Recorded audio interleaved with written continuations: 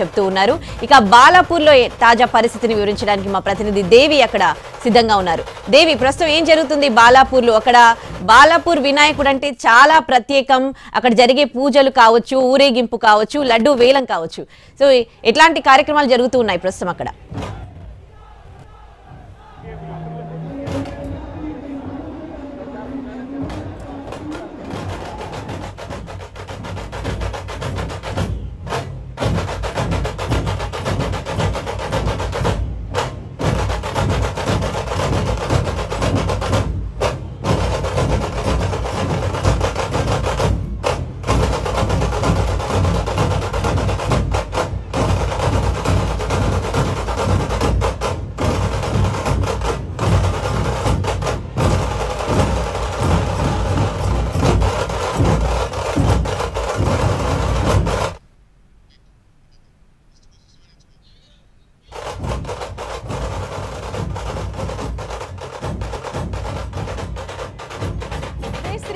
రెండు కళ్ళు కూడా సరిపోవడం లేదు. ప్రస్తుతం నేను బాలాపూర్లో ఉన్నాను.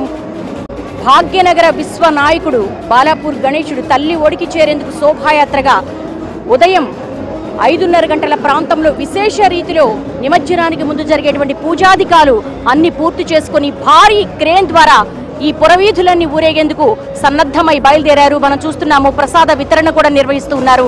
గ్రామ ప్రజలందరూ కూడా మరి బాలాపూర్ గణేశుడికి బై బై చెప్పేందుకు, తల్లి ఒడికి వీడ్కోలు పలికేందుకు అందరూ కూడా తరలి వచ్చారు. సరిగ్గా 9 గంటల ప్రాంతంలో ఈ శోభాయాత్ర పూర్తి చేసుకుని బొడ్రాయి దగ్గరకు వస్తుంది. 9:30 గంటల ప్రాంతంలో ఇదంతా కూడా పూర్తయ్యి అక్కడికి చేరుకున్న తర్వాత ఆక్షన్ నిర్వహిస్తూ ఉంటారు. చాలా మంది ఇక్కడికి విచ్చేశారు. అంటే ఈ వేలం పాటలో పాల్గొనేందుకు విరివిగా విచ్చేశారు.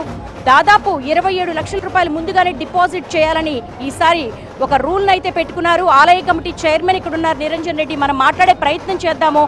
అసలు ఎంతమంది ఈ వేలం పాటలో పాల్గొంటున్నారు ఈసారి మరి ఎంత ఎక్స్పెక్ట్ చేస్తున్నారు? గత సంవత్సరము 2023 సంవత్సరము దాదాపు దాసరి దయానందరెడ్డి 27 లక్షలకి ఈ లడ్డూను ఆయన చేజికించుకున్నారు. మరి ఈసారి ఎలా ఉండబోతుంది నిరంజన్ రెడ్డి గారు? ఎగ్జాక్ట్ ఎన్ని గంటలకి ఈ వేలం పాట నిర్వహిస్తారు? అంటే 9:30కి ఇక్కడ లడ్డు యాక్షన్ నిర్వహించడం జరుగుతుంది. విలేజ్ వారు ఒకరు, నలుగురు ఇక్కడ